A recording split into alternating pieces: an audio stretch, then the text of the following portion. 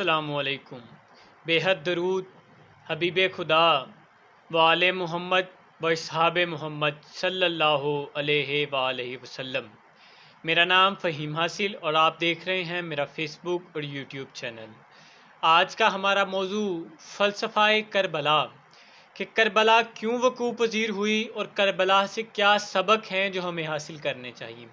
سب سے پہلے ایک دو سوال ہیں، ان کے جواب دینے کی کوشش کرتا ہوں کہ آپ کربلا کیوں تشریف لے گئے۔ کہا جاتا ہے کہ آپ دین بچانے کے لیے کربلا تشریف لے گئے، تو لیکن قرآن حکیم میں تو اللہ تعالیٰ فرماتا ہے کہ قرآن کی ذمہ داری اللہ تعالیٰ نے خود اپنے اوپر لی ہے، یعنی قیامت تک آنے والا کوئی بھی شخص قرآن پاک کا لفظ تو کیا اس کی زیر زبر کو بھی تبدیل نہیں کر سکتا، تو پھر یہ دین کو کیا مجبوری آن پڑی کہ خانوادہ رسول کو اپنی جانوں کے نذرانے پیش کرنے پر گئے۔ تو وہ یہ دین اس لیے بچایا گیا، وہ بات یہ ہے کہ آپ ان دین کے اصولوں پر عمل کرنے کے لیے کربلا گئے۔ جو دین کے اصول لوگ بھول گئے تھے، آپ ان دین کے اصولوں پر عمل کرنے کے لیے کربلا تشریف لے گئے۔ وہ اصول کیا تھے کہ رضائے الہی میں خوش رہنا، صبر و استقامت کا پہلو ہاتھ سے نہ چھوڑنا، اللہ کی رضا میں راضی رہنا، جو اللہ دے رہا ہے وہ بھی اس کا ہے، جو اللہ لے رہا ہے وہ بھی اس کا ہے، جو اس کائنات میں ہر کام جو ہو رہا ہے وہ اللہ کی مرضی سے ہو رہا ہے، حق کے لیے ڈٹ جانا اور ظالم کی بیعت نہ کرنا۔ یہ وہ چند ایک اصول تھے کہ جن کے لیے امام حسین کربلا تشریف لے گئے۔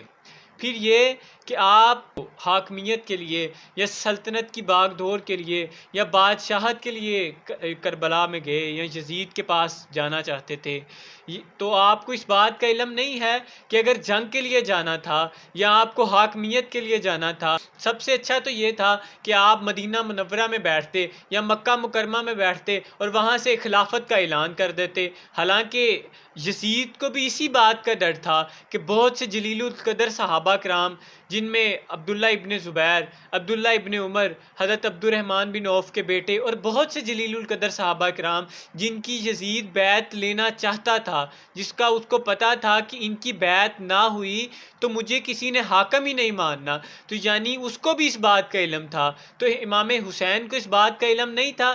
اگر وہ خلافت چاہتے تو آپ وہیں سے بیٹھ کے اعلان کر دیتے، تو کس کی مجال تھی؟ حالانکہ آپ کو کوفہ والے لوگ جو تھے، حالانکہ کوفہ سے ہی جو یہ معاملات سٹارٹ ہوئے نا، تو کوفہ والے تو پہلے ہی آپ امام حسین کو خط لکھ کے بلا رہے ہیں کہ آپ یہاں پہ تشریف لے کے آئیں، تو وہ آپ کی بیعت نہ کرتے۔ اگر آپ کو خلافت ہی چاہیے تھی تو آپ کو تو چاہیے تھا مدینہ منورہ میں رہتے، مکہ مکرمہ میں رہ کر آپ خلافت کا اعلان کر دیتے، اور یہ کہہ سکتے ہیں آپ کے زیادہ تر لوگ خانوادہ رسول کے ساتھ ہوتے۔ پھر کہا جاتا ہے کہ آپ جنگ کے لیے تشریف لے گئے، تو آپ دیکھیں کہ صرف 72 لوگوں سے جنگ کی جا سکتی ہے، اتنا بڑا لشکر۔ کچھ کہنے کو تو وہ پھر بھی ایک سلطنت کا بادشاہ تھا نا، اس کے پاس فوج تھی، طاقت تھی، تو صرف آپ 72 لوگ لے کے اس سے جنگ کے لیے چلے گئے۔ پھر آپ اپنے خانوادہ رسول کو سارے کو ساتھ لے کے چلے گئے، آپ گھر کی عورتوں کو ساتھ لے کر اس سے جنگ کے لیے چلے گئے، یہ بھی بات غلط ہے۔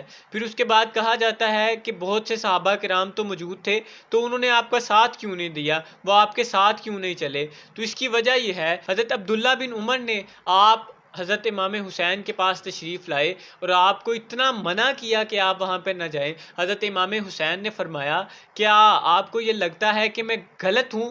آپ نے فرمایا نہیں، میں یہ نہیں کہہ رہا کہ آپ غلط ہیں، لیکن میں آپ کو یہ بتانے کی کوشش کر رہا ہوں کہ آپ غیر محفوظ ہیں، یزید بہت ظالم ہے، یزید بہت فاسق اور فاجر ہے، وہ آپ کو نقصان پہنچا سکتا ہے۔ حضرت امام حسین کے منع کرنے کی وجہ سے کوئی بھی صحابہ آپ کے ساتھ تشریف نہیں لے گئے، کیونکہ آپ کو پتا تھا اگر یہ تمام لوگ ساتھ گئے تو ایک جنگ کا ماحول پیدا ہوگا، خون خرابہ ہوگا، اور آپ خون خرابہ نہیں چاہتے تھے، اسی وجہ سے آپ کسی بھی صحابہ کو اپنے ساتھ لے کر تشریف نہ لے گئے۔ اب جو کربلا کا فلسفہ ہے، جو کربلا ہمیں سبق دیتا ہے، اس میں سب سے بڑا سبق یہ ہے کہ آپ حق کے لیے ڈٹ جائیں، آپ باطل کی بیعت نہ کریں۔ اگر باطل وقتی طور پہ آپ کو دبا رہا ہے، آپ کو دبا سکتا ہے، لیکن وہ آپ کو ہمیشہ کے لیے دبا نہیں سکتا۔ ظلم تو پھر ظلم ہے، برتا ہے تو مٹ جاتا ہے۔ یعنی اگر ظالم آپ پر ظلم کر رہا ہے تو ایک وقت آئے گا اس ظلم کی وجہ سے منہ کی کھانی پڑے گی اور حق پھر سے حق بن جائے گا۔ یعنی امام حسین کا یہ فلسفہ ہے، کربلا کا یہ فلسفہ ہے کہ آپ حق کے لیے ڈٹ جائیں، اللہ کی مدد بھی آپ کو آن پہنچے گی اور باطل ہمیشہ کے لیے مٹ جائے گا۔ دوسرا سب سے بڑا فلسفہ کربلا کا جو ہے، جو امام نے سبق دیا، وہ صبر و استقامت اور رضائے الہی ہے۔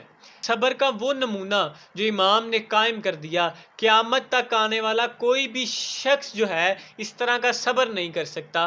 آپ دیکھیں کہ اگر آپ کے گھر میں کوئی میت پڑی ہو تو آپ کو سال 2 سال اس کا غم نہیں جاتا، تو امام کا صبر دیکھیں، ان کی رضائے الہی پر وہ استقامت دیکھیں کہ انہوں نے 17 لاشیں یوم عاشور کے دن صرف ایک دن میں 17 لاشیں آپ نے کندھے پر اٹھائے اور پھر بھی اللہ کی رضا میں راضی رہے۔ آپ نے تو 6 سال کا جو علی اصغر تھا اس کو بھی اللہ کی راہ میں قربان کر دیا اور خون عرش کی طرف لہرا کر اللہ کو فرمایا کہ مالک میری یہ قربانی بھی قبول کر لے۔ اب وہ اتنی قربانیاں دینے کے بعد بھی اپنا سجدہ کر رہے ہیں کہ مالک میری جتنی بھی قربانیاں ہیں تو بڑا کریم ہے، تو بڑا رحیم ہے، اپنے رحیمی اور کریمی کے واسطے میری یہ تمام قربانیاں قبول کر لے۔ وہ جو ہو رہا تھا وہ رضائے الہی سے ہو رہا تھا، جو آپ کر رہے تھے وہ بھی صبر تھا، وہ بھی رضائے الہی سے ہو رہا تھا۔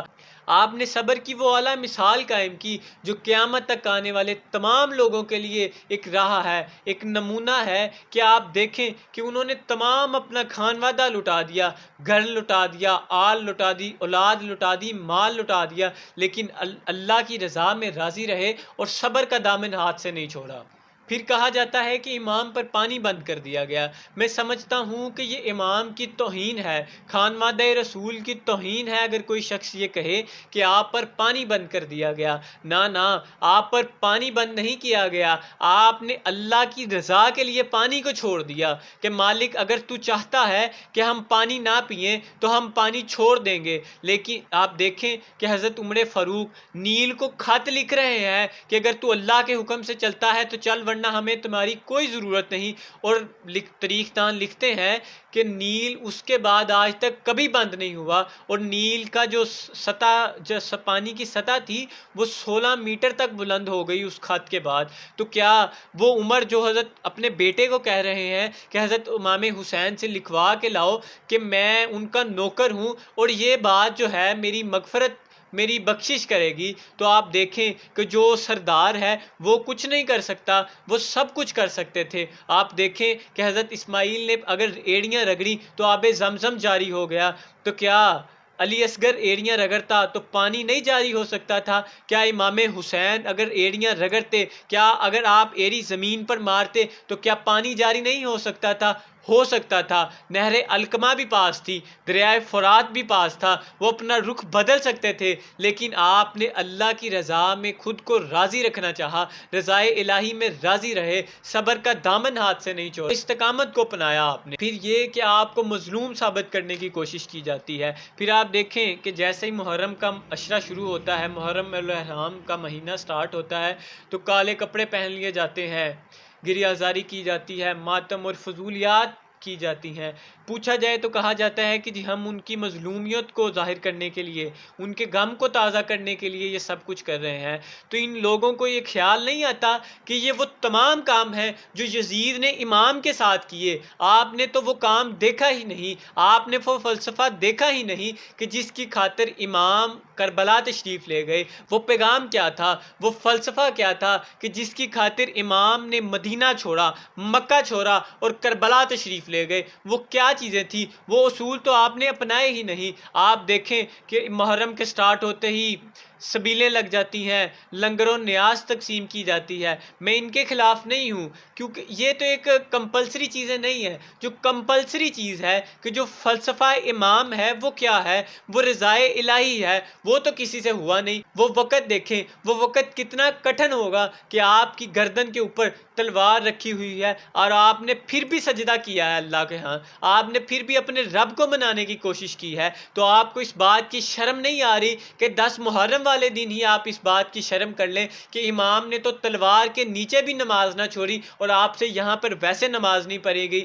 آپ امام کا وہ فلسفہ دیکھیں نا، امام نے تو سر دار بھی قرآن پاک پڑھا، لیکن آپ کو یہ شرم تک نہ آئی کہ محرم کے مہینے میں ہی کم از کم قرآن پاک کھول لیا جائے۔ آپ اس قرآن پر عمل کر کے تو دیکھیں، آپ نماز پڑھ کر تو دیکھیں۔ لنگر و نیاز، یہ لنگر و نیاز امام حسین کو نہیں چاہیے، کیونکہ یہ وہ فلسفہ ہی نہیں تھا۔ آپ کو پیاس کی ضرورت ہی نہیں تھی وہاں پر، آپ کو جس چیز کی ضرورت تھی وہ آپ کے نانا کا دین تھا، وہ آپ کے نانا کے دین کے وہ اصول تھے کہ جن کی خاطر آپ سب کچھ چھوڑ کر کربلا تشریف لے گئے۔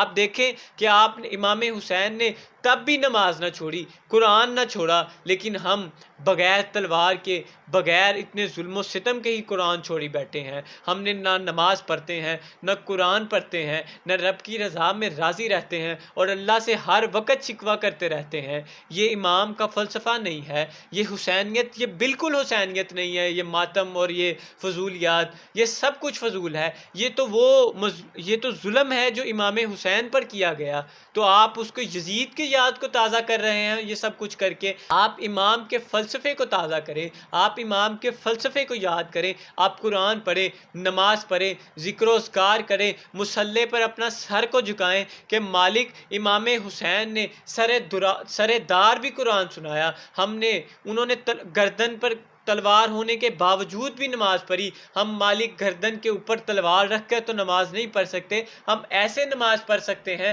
تو امام حسین کے اس سجدے کی خاطر ہماری نمازوں کو قبول کر لے۔ یہ وہ فلسفہ ہے جو امام نے دیا ہے، تو اس لیے ہمیں چاہیے کہ محرم الاحرام میں ان تمام فضولیات سے باز رہیں اور آپ قرآن پاک پڑھیں، نمازیں پڑھیں اور محرم الاحرام یوم عاشور کا روزہ کوشش کریں کہ جو رکھ سکتے ہیں وہ لازمی رکھیں، کیونکہ حضور نے فرمایا ہے کہ رمضان کے روزوں کے بعد سب سے زیادہ فضیلت جو ہے وہ یوم عاشور کے روزوں کی ہے، تو لہٰذا کوشش کریں کہ آپ اس دن میں روزے بھی رکھیں اور امام کو یاد کو اس طرح تازہ کریں، نہ کہ وہ تمام فضولیات کر کے آپ امام کی یاد کو تازہ کرنے کی کوشش کریں۔ ملتے ہیں اپنی نیکسٹ ویڈیو میں، تب تک کے لیے اللہ حافظ۔